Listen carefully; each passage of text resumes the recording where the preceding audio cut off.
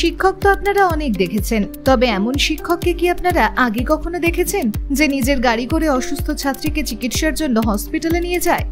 শিক্ষক মানেই যে শুধু জ্ঞান বিতরণকারী নন, তা এই মানুষটাকে না দেখলে বুঝতেই পারতাম না। ইনি হলেন কল্যাণী গয়েশপুরের নেতাজি বিদ্যালয়ের প্রধান শিক্ষক গৌর ভাওয়াল। জানা যায় প্রতিদিনের মতো এদিনও বিদ্যালয়ে যায় একাদশ শ্রেণীর ছাত্রী শাহনাজ খাতুন। বিদ্যালয়ে ক্লাস চলাকালীন হঠাৎ অসুস্থ হয়ে পড়ে সে। সেই সময় তার দুই বান্ধবী বিষয়টিকে দেখতে পেয়ে খবর দেয় প্রধান শিক্ষককে। খবর পেয়েই ছুটে আসেন প্রধান শিক্ষক গৌর ভাওয়াল। তারপরেই তিনি এক মুহূর্ত দেরি না করে আর একজন শিক্ষককে সাথে নিয়ে অসুস্থ ছাত্রীকে নিজের গাড়ি করে প্রথমে ওই ছাত্রীর বাড়িতে গিয়ে তার মাকে সঙ্গে নিয়ে ছাত্রীটির চিকিৎসার জন্য কল্যাণী জেএনএম হাসপাতালে নিয়ে যান। তারপরেই ছাত্রীটিকে হাসপাতালে চিকিৎসা করিয়ে ওষুধ কিনে বাড়িতে পৌঁছে দেন প্রধান শিক্ষক। প্রধান শিক্ষকের এহেন ভূমিকায় খুশি পড়ুয়ার পরিবার ও প্রতিবেশীরা। জানা যায় এর আগেও এই প্রধান শিক্ষক অনেক ছাত্র ও ছাত্রীদের পাশে দাঁড়িয়ে এমনভাবেই সহযোগিতার হাত বাড়িয়ে দিয়েছেন। সব শুনে একটা কথাই বলতে ইচ্ছে করছে, শিক্ষক তো সবাই হয়, তবে এমন শিক্ষক কজন হতে পারে? ব্যুরো রিপোর্ট, আরব নিউজ, নদিয়া। আসলে প্রথমে ক্লাস চলছিল আমাদের, ও বি সেকশন, আমরা এ সেকশন। তো এবারে ওর হঠাৎ করে শ্বাসকষ্ট ওঠে। তো শাহনাজ খাতুন যে অসুস্থ হয়ে গেছিল, ও হচ্ছে আর পাশের ক্লাস 11 বি সেকশন ওরা, আর আমরা এ সেকশন। তো আমরা ক্লাস করছিলাম। তো এবারে তারপরে হঠাৎ করে একটা মেয়ে ওকে নিয়ে বেরোলো, পাশের বেঞ্চে বসেছিল বেরিয়ে। তা এবারে আমরা আবার এরকম বলছিল যে এরকম অসুবিধা হচ্ছে, স্যার আমাকে বললো যে সোহানা এরকম অসুবিধা হচ্ছে, ওকে নিয়ে তোরা কিছু কর। তো এবারে ওর হাত মাত সব বেঁকে যাচ্ছিল, শ্বাসকষ্ট অসুবিধা হচ্ছিল।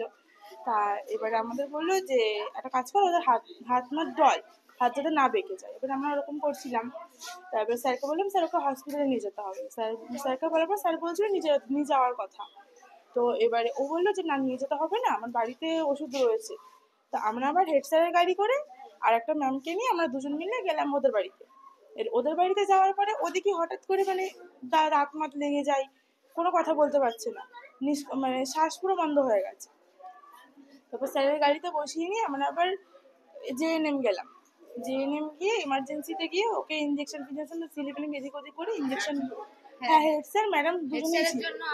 হ্যাঁ, হেড স্যারের জন্য আর কি সুবিধা হলো যাওয়ার জন্য, গাড়ি হঠাৎ করে পেতাম। হেল্প করেছে স্যার, হেড স্যার অনেক হেল্প করেছে।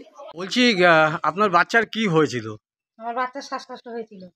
তারপরে স্কুলে ছিল, স্যাররা বাড়িতে নিয়ে এসে স্যাররা হসপিটালে নিয়ে গেছে, নিয়ে গিয়ে উনারাই সব কিছু করেছে। আমি এমনি শুধু উনাদের সঙ্গে গেছি, গার্জেন হিসেবে গেছি, আর উনি সব করেছে।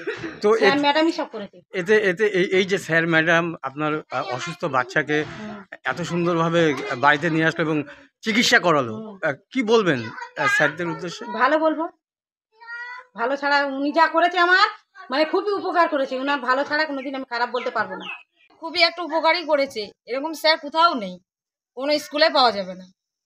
স্যার যা করেছে নিজের বাবা মার থেকেও ভালো করেছে, কারণ ওইখান থেকে ফোন এসছে, আমরা তো জানি না যে বাচ্চা অসুস্থ। স্যার ওইখানে দেখেছে, দেখে বাড়িতে নিয়ে এসছে। আমরা ভাবছিলাম বাড়িতে রাখবো, বাড়িতেও রাখিনি, হসপিটালে ওই স্যারই বললো তাহলে নিয়ে যায়, কারণ এখানে আমাদের ব্যবস্থা নেই কোনো কিছু, আপনারা ফেলে রেখেছেন বাচ্চাকে। আমরা তো ভাবছিলাম যে নিয়ে যাবো কিছু করে, স্যার ম্যাম গাড়িতে করে ওইখানে স্কুল থেকে বাড়িতে নিয়ে এসছে, আবার এইখান থেকে হসপিটালে স্যার ম্যাম নিয়ে গেছে। ওইখান থেকে যতক্ষণ রেখেছে বাচ্চাকে ততক্ষণ ওইখানে ছিল, তারপরে আবার বাড়িতেও স্যার ম্যামের গাড়ি করে নিয়ে এসছে।